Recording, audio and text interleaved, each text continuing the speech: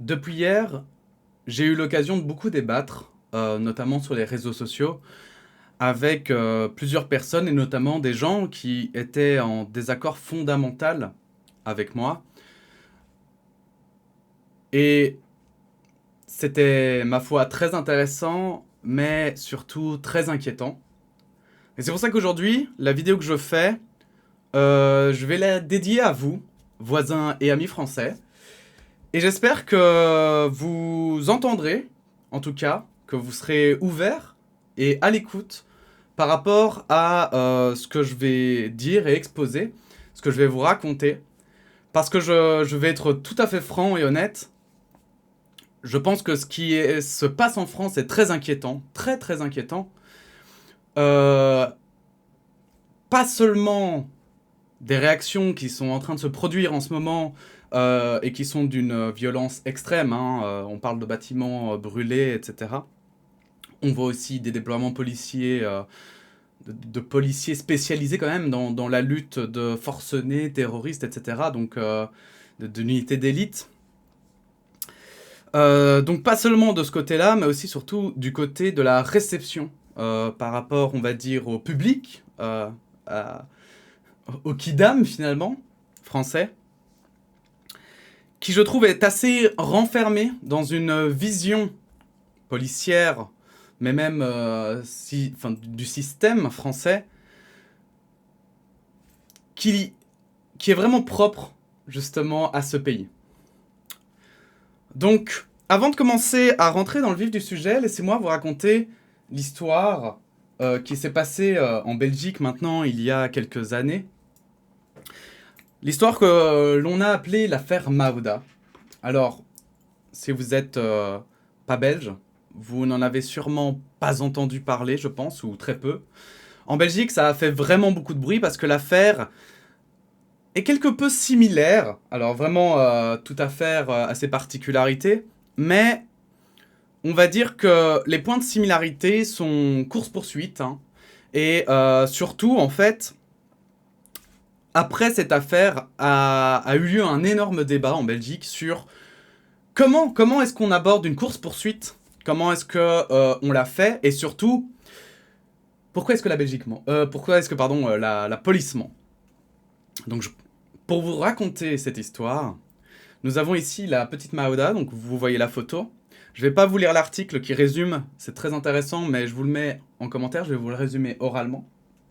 Donc, la petite Maouda ici sur la photo, qui était dans une camionnette avec sa mère, toutes deux d'origine kurde, et son père, je pense, si je dis pas de bêtises, dans une camionnette avec d'autres migrants, et le conducteur de la camionnette qui était un passeur, et qui en réalité, bon, vous savez, dans ce milieu-là, le problème c'est que passeur slash trafiquant d'êtres humains, bon, c'est pas des enfants de cœur, et souvent ils profitent finalement des migrants pour leur soutirer beaucoup d'argent, et parfois ça ne leur suffit quand même pas.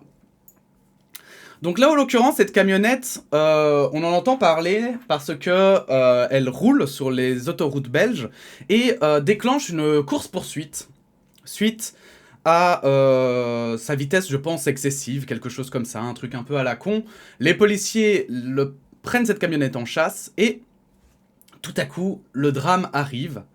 Un policier tire et la camionnette finalement arrive à s'arrêter. Le chauffeur se casse. Je crois qu'on le retrouve plus loin.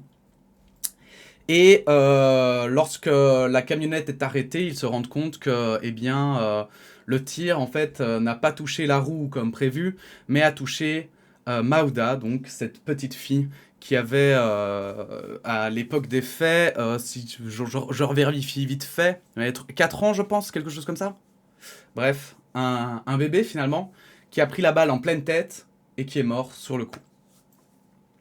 Alors, cette affaire, elle est très intéressante parce que justement, au début, la police fait directement, parce qu'évidemment, ça très vite les journaux s'emparent de l'affaire, parlent de ce bébé migrant qui est mort, et directement la police fait un communiqué dans lequel ils disent que pas de souci, car ce n'est pas eux qui ont tiré. Ah, Très bien. Donc ils disent que c'est le conducteur de la camionnette qui a tiré, qui a menacé les policiers, qui a tiré, qui a pris en otage, etc. Bref. Les explications sont pas super claires, les explications sont un peu bizarres, pour être franc, les journalistes le soulignent. Mais c'est le premier jour, donc on reçoit les infos et on commence seulement à les analyser, quoi. Mais déjà, le premier jour, les journalistes voient qu'il y a des choses quand même bizarres dans ce récit. C'est que, tout à coup, on se rend compte que le mec n'avait pas l'air armé. Que, en fait, lui, il conduisait et qu'il s'est barré de la voiture, en fait. Qu'il y avait quand même une course-poursuite et que c'était pas clair. Est-ce que quelqu'un de la course-poursuite avait tiré ou pas et tout. Et évidemment, dans cette cacophonie, hein, il faut bien comprendre qu'il y avait, je sais plus, plusieurs voitures de police qui poursuivaient cette voiture.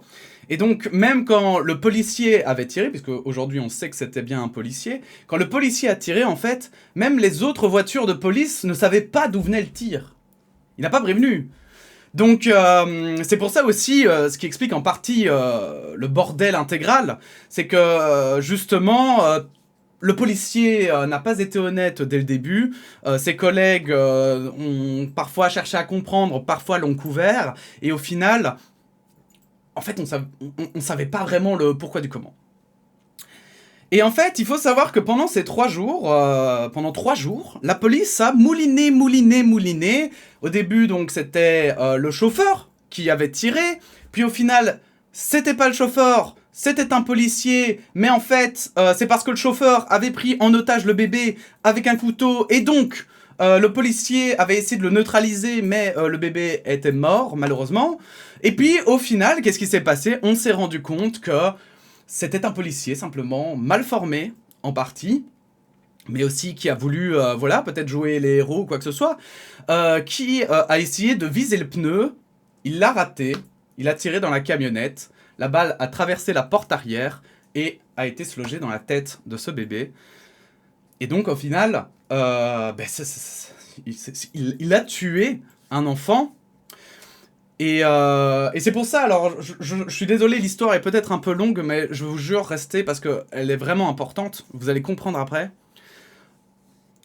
Au fil, justement, de l'enquête, des jugements, etc., on s'est rendu compte que cette voiture de migrants, justement, elle avait été prise en chasse, par la police, d'un canton en Belgique, d'un département, d'une commune. Alors qu'en fait, cette voiture avait un traceur sur elle. Elle était déjà suivie par la police, notamment, si je dis pas de bêtises, elle provenait de la France, du nord de la France. Et déjà, dans le nord de la France, en fait, en association avec la police française, nous avions la police belge qui, un peu secrètement, suivait cette voiture, en fait, et aurait dû tenir au courant les différentes communes, tenir au courant les voitures qui s'étaient mises en course-poursuite, que ça servait à rien, parce qu'ils suivaient déjà la voiture. Ils savaient déjà exactement où elle allait, ils avaient tout, en fait, sur leur ordi, en fait. Ils voyaient tous ses déplacements.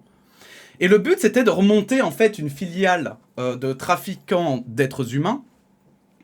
Et du coup, en fait, c'est pour ça qu'ils n'avaient pas arrêté cette voiture tout de suite. Mais ils ont fait l'erreur, du coup, de ne pas en parler. Et donc, d'enclencher une course-poursuite qui a amené à un drame. Qui aurait peut-être, du coup, pu être évité. Bref. Donc ça, c'est l'histoire pour Maouda. Et il faut savoir que donc, après ça, forcément, beaucoup de gens se sont posés des questions. Il y a eu des reportages sur comment la police belge gérait les courses-poursuites. Et on a repensé les formations en course-poursuite, et notamment sur l'utilisation des armes à feu. Parce que, notamment, le mec avait voulu viser le pneu. Au final, il n'a pas touché le pneu. Et ça n'avait pas arrêté la voiture. Ce qui a arrêté la voiture, c'est que tout à coup, la mère a hurlé dans le véhicule.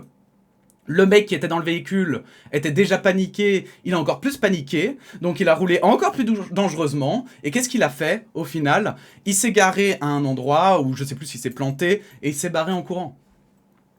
Donc, on s'est rendu compte que finalement, utiliser des armes à feu, c'était loin d'être le plus raisonnable et le plus logique pour arrêter une voiture en course. Alors là, vous commencez à comprendre le cheminement. Et je vais vous dire pourquoi en fait là, je suis un peu sous le choc, j'avoue. Donc sur Twitter notamment, j'ai pu discuter avec différentes personnes, comme je vous l'ai dit.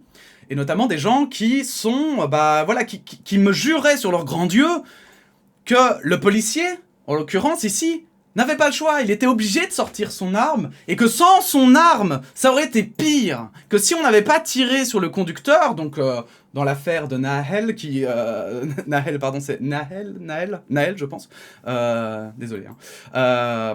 Donc, dans l'affaire de Nahel, que si il n'avait pas sorti son pistolet, Nahel aurait pu rouler sur des gens tout à coup et flinguer tout le monde et tuer plein de gens, ou que les policiers étaient en danger, mais ça j'en ai déjà parlé dans la vidéo précédente, désolé mais c'est que vous n'avez jamais conduit de voiture pour pas savoir que vous ne pouvez pas écraser quelqu'un qui est littéralement à côté de votre voiture, ça ne marche pas comme ça. Enfin, je sais pas, il y a que moi qui suis étonné quand même de cet argument de gens qui croient que les voitures peuvent tourner à 90 degrés comme ça. Enfin, c'est trop bizarre.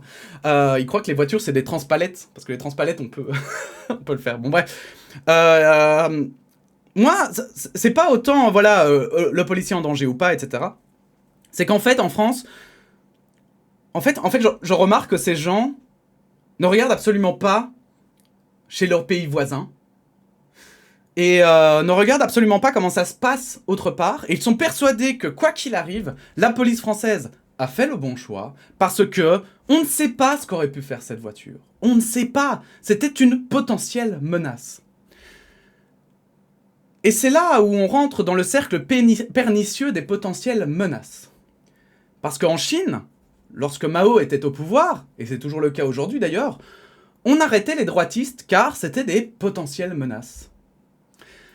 En Allemagne nazie, hein, on arrêtait des Allemands, des communistes, etc., car c'était de potentielles menaces pour l'État. Alors vous allez me dire, mais oui, mais ça n'a rien à voir. Ici, nous avons quelqu'un qui a commis un délit. Et donc, ayant commis ce délit et essayant de se soustraire à la police, forcément, eh bien, il était... il pouvait mettre en danger des gens. Alors... je ne sais pas comment vous conscientisez la criminalité en fait dans un pays, dans n'importe quel pays du monde d'ailleurs. Hein. Mais il faut pas croire que 90% des criminels sont des meurtriers assoiffés de sang et qui sont tellement malfaisants qu'ils en ont rien à foutre de ce qui se passe autour d'eux. Ça c'est ce qu'on voit dans les séries à la télé, dans vous savez les histoires qu'on raconte de Pierre Bellemare par exemple à l'époque. Hein. C'est un peu voilà les threads d'horreur, etc. Ça, en fait, pourquoi justement on les raconte? Parce que ce sont des faits très particuliers. Ce sont des faits qui sont, en fait, quasiment exceptionnels. Et notamment en Amérique, il y en a beaucoup qui se passent parce qu'ils sont littéralement, le continent américain, c'est toute l'Europe réunie. Donc forcément, ils ont plus d'affaires qui se passent que chez nous. Sans compter, bien sûr, tout le système social et sociétal que l'on pourrait critiquer par derrière. Mais donc... aujourd'hui, parce que c'est intéressant de revenir sur l'affaire de Nahel, de parler de tout ça, mais aujourd'hui, il y a quelque chose d'autre qui interpelle tout le monde. Ce sont les émeutes, la violence des émeutes, et le fait qu'il y ait des gens qui, voilà, notamment, effectivement, pillent des magasins, etc. Et je suis aussi assez étonné, je vais pas vous mentir, que l'on puisse, comme ça... moi, voilà, en fait, je suis assez choqué de voir que tout le monde commence à réagir de la même manière encore et encore, en fait. À chaque fois qu'il y a des émeutes, les gens trouvent que ça va trop loin, que maintenant, il faut en finir. Et à chaque fois, en fait, les gouvernements successifs vont toujours de plus en plus loin dans la répression. Et ça n'a jamais rien réglé. Rappelez-vous la fameuse phrase de Nicolas Sarkozy qui disait « On va nettoyer les rues au Karcher ». Est-ce que ça a marché? Est-ce que ça a marché? Sincèrement, est-ce que vous pouvez mettre en commentaire aujourd'hui, alors que justement on voit que ça repart en vrille, que ça a marché? Est-ce que vous avez conscience, et c'est ça qui est grave pour moi à mon sens, Est-ce que vous avez conscience que la répression, c'est normalement... En fait, la répression est un aveu d'échec. Est un aveu d'échec dans la gestion d'une situation. Pas un aveu d'échec forcément de la police, mais un aveu d'échec politique immense. Immense. Parce que je ne sais pas si vous avez remarqué, mais il y a des similitudes. Les émeutes n'arrivent pas n'importe quand. Parce que j'entends beaucoup de gens qui disent « Oui, c'est une excuse pour juste tout casser. » Les gars, c'est pas... les gens n'ont pas besoin d'excuses pour tout casser. Les gens qui veulent casser, ils cassent. Point barre. Mais ne pas voir que derrière les cassages, il y a un aspect politique évident, c'est en fait simplement s'aveugler. C'est passer complètement à côté d'un sujet pourtant qui est extrêmement important. Vous savez, c'est un peu comme les enfants difficiles. Plus un enfant est difficile, plus ça veut dire qu'il a quelque chose en lui, il y a quelque chose qu'on ne comprend pas et qu'on n'arrive pas à intégrer, et qu'on n'arrive pas à entrer en communication avec cette chose. Et que pourtant c'est cette chose qu'il faut traiter. Et parfois les enfants ils hurlent, parfois les enfants ils crient leur douleur, ils sont là, ils font tout pour se faire remarquer. Et pourtant nous comme des cons, on va les mettre au coin, ou on va leur dire qu'ils ne peuvent plus sortir et tout. Et en fait on va traiter finalement, au lieu de traiter on va dire le mal-être, on va traiter les symptômes.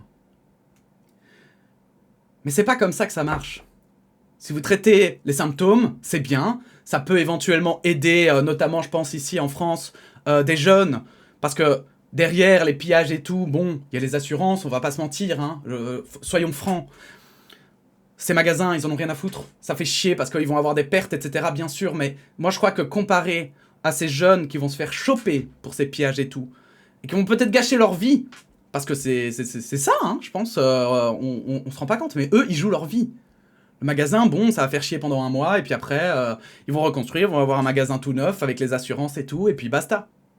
Alors oui, ça fait chier, je dis pas que... Attention, comprendre n'est pas excuser. Je n'excuse pas ces jeunes qui tout à coup vont tout péter, ni je dis, ah ben les commerçants, c'est bon, tranquille, on s'en fout, du coup, moi demain, je vais casser un commerce, parce que de toute façon, il est assuré, c'est pas du tout ce que je dis. Attention. Pas du tout ce que je dis. Cependant, je pense que pourquoi est-ce qu'on doit empêcher ces jeunes de casser des trucs? C'est avant tout parce que aussi, c'est leur vie qu'ils mettent en jeu, ces jeunes. Quand tu vas brûler un magasin et qu'après t'es chopé pour ça, tu peux faire de la tôle. Tu peux faire de la putain de tôle. Et ils sont jeunes, on sait que ce sont des jeunes qui y vont.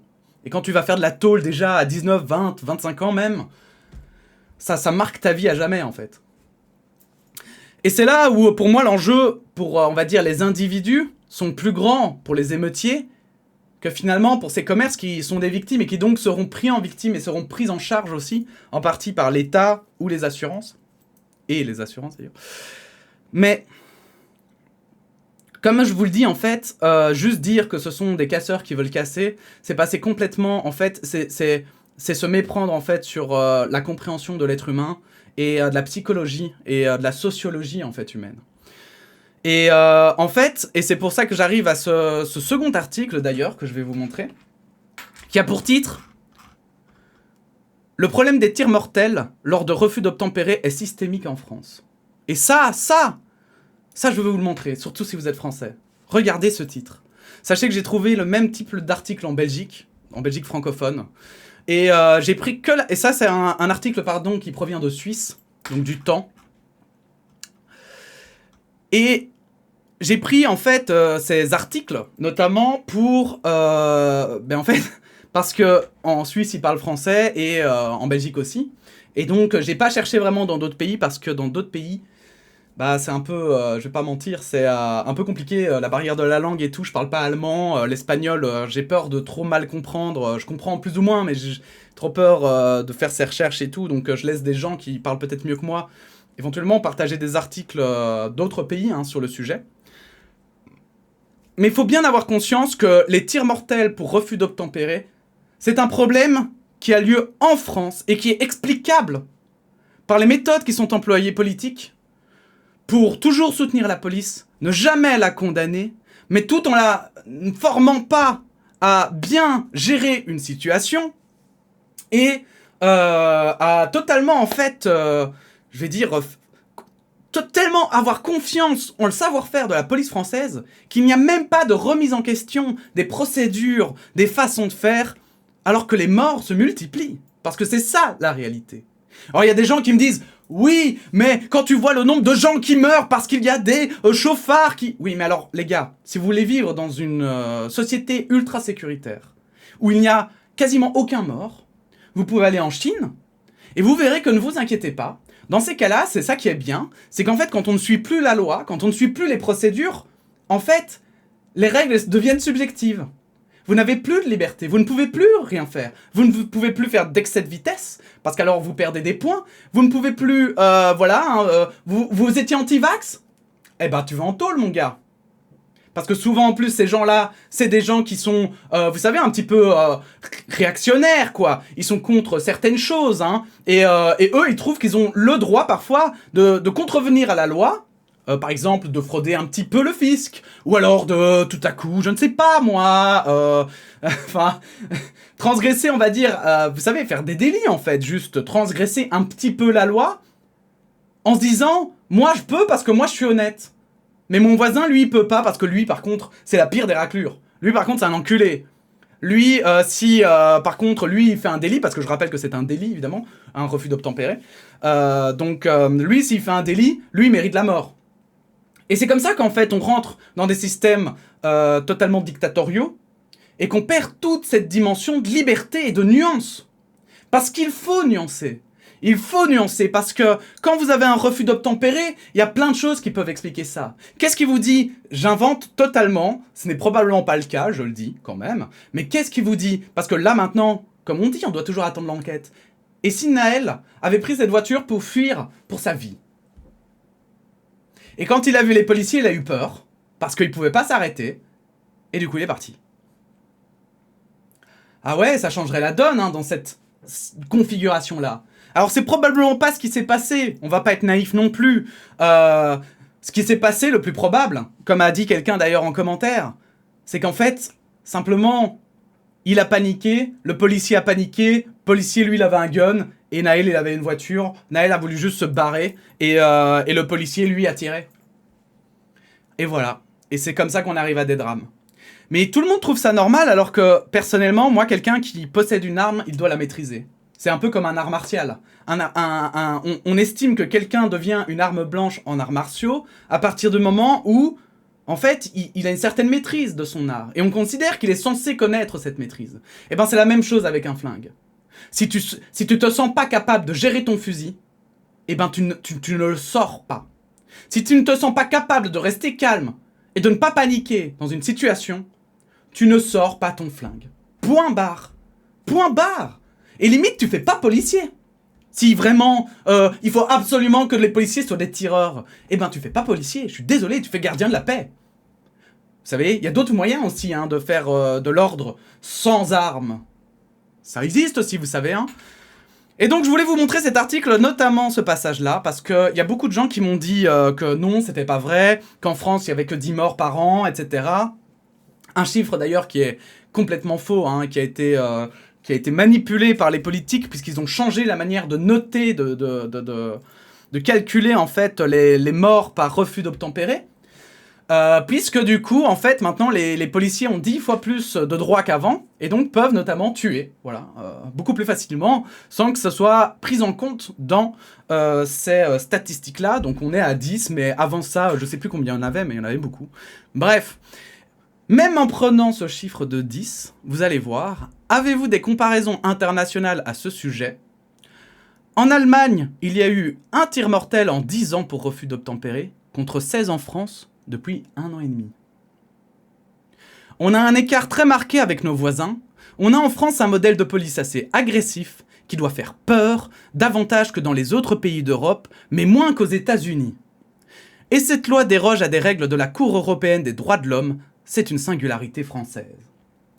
Il faut savoir que la Cour européenne des droits de l'homme, ainsi que l'ONU, là maintenant, hein, aujourd'hui, a dit à l'État français que c'était le moment de remettre en question sa manière de gérer sa politique publique.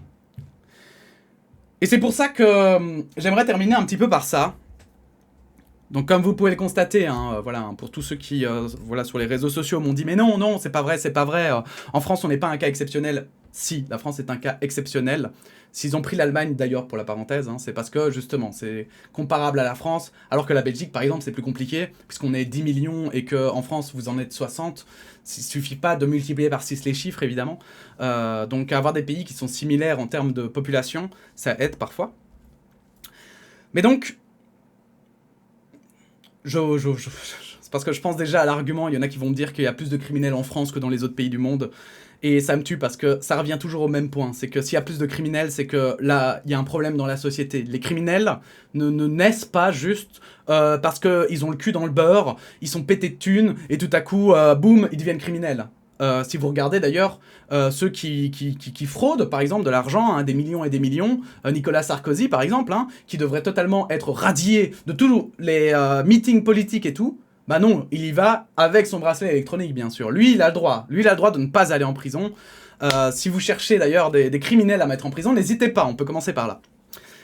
Mais, en dehors de tout ça, moi, je vais pas vous mentir, j'ai trouvé ça extrêmement choquant, ces images de voir la police, le BRI, la BRI, pardon, la brigade d'intervention rapide, c'est ça, c'est un truc comme ça, hein, la brigade rapide d'intervention, un truc comme ça, le GIGN, etc., mais être mise dans les rues de France, parce que, bah, c'était voué à l'échec. Ce ne sont pas des forces qui sont utiles, en fait, ce ne sont pas des forces qui sont utiles dans le maintien, on va dire, de la tranquillité publique. C'est pas leur but, ils ne sont pas formés pour ça, ce n'est pas leur job.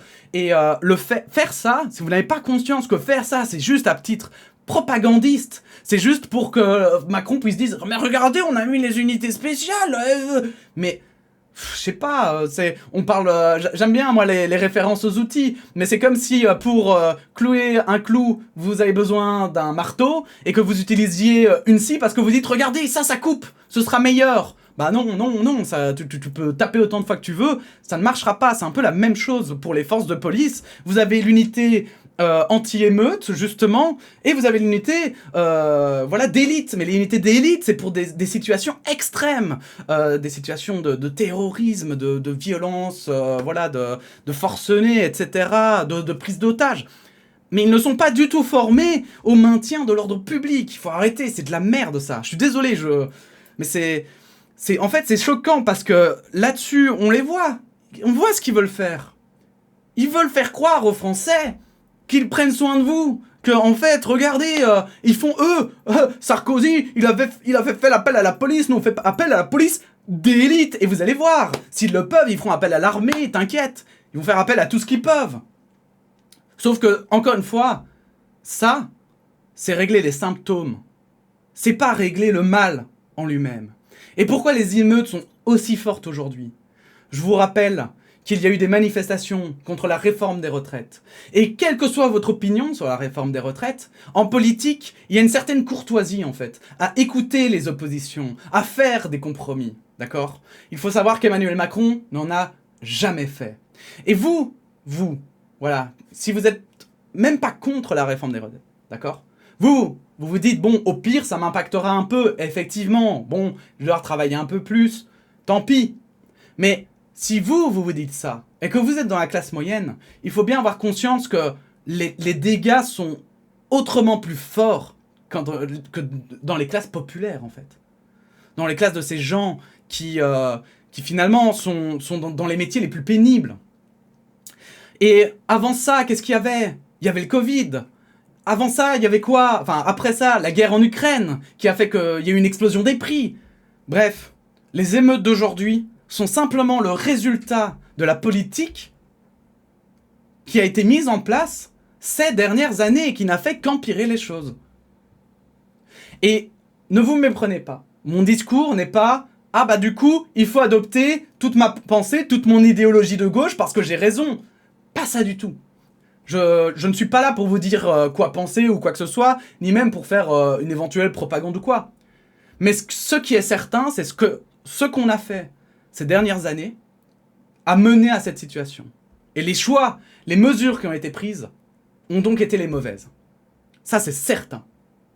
Et je vais vous dire, je pense ça c'est mon opinion personnelle, que vous soyez de droite ou de gauche, je pense qu'il y a des solutions qui peuvent être mises en place pour améliorer la situation.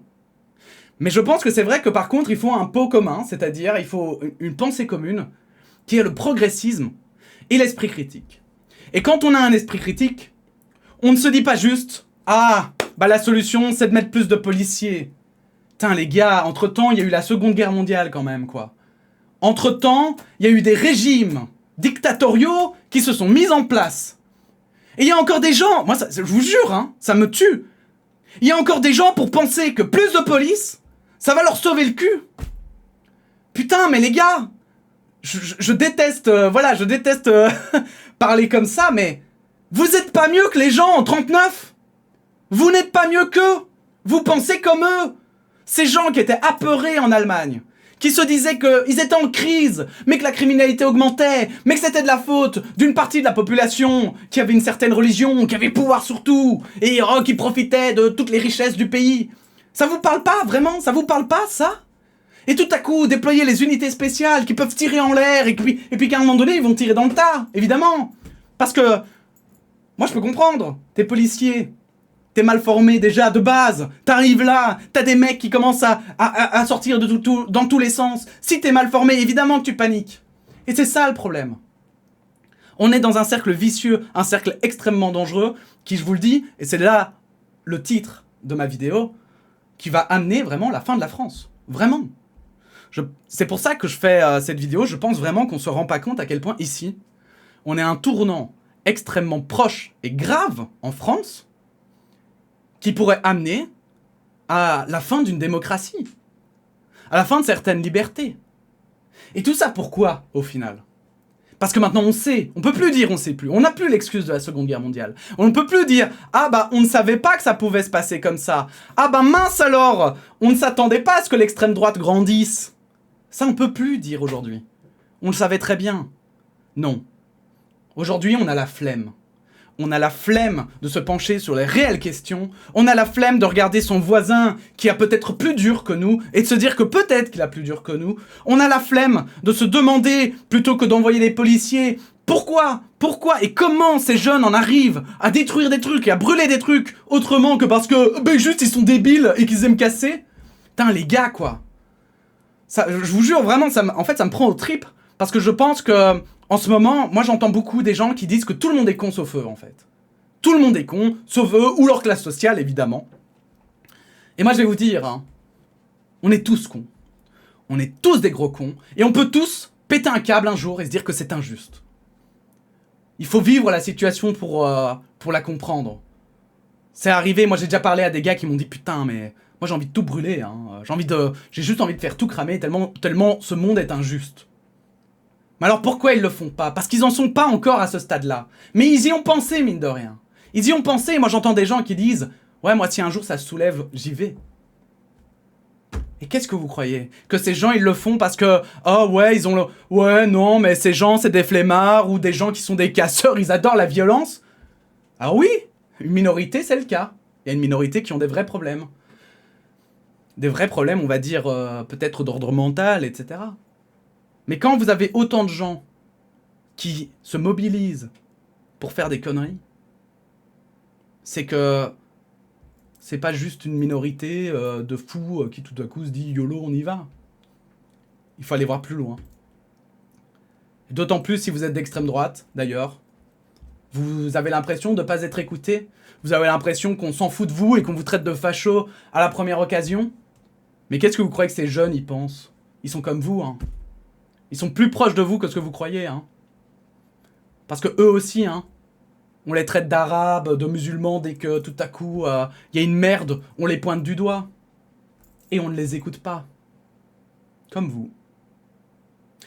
Et donc je pense qu'il y a un moment donné où il faut peut-être se poser la question, arrêter de fermer les yeux parce que c'est plus facile, hein, de croire que c'est Dieu, hein, par exemple, pour ne pas citer une civilisation, mais que ce serait Dieu qui en fait nous en veut et que c'est de sa faute à lui et de le détester, et donc tout à coup voilà, je sais pas moi, on va brûler toutes les églises. Bah non, ça c'est la facilité.